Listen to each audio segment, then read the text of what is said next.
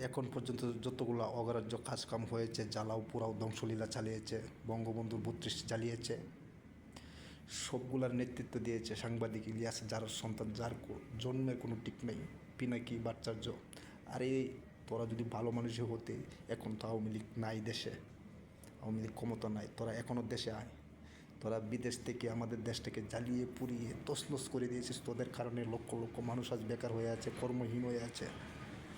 জানিস ৫ টাকার জিনিস ২০ টাকাতে কিনতে হয়।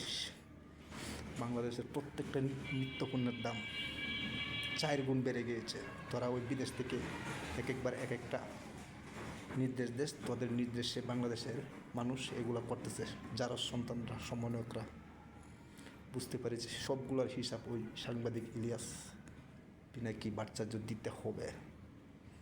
গতকালকে রাত্রে ৩২-এ শুধু আগুন দেয় নাই, বাংলাদেশের প্রত্যেকটা মানুষের হৃদয়ে আগুন দিয়েছে, প্রত্যেকটা মানুষ কেঁদেছে, প্রত্যেকটা মানুষের হৃদয়ে রক্তকরণ হয়েছে। সে সবগুলোর হিসাব তো দুই যারা সন্তানের দিতে হবে। আর তোর সাথে যত সহযোগী আছে ইলিয়াস এবং পিনাকি ভট্টাচার্য, তোদের দিতে হবে। মনে রাখিস কথাটা।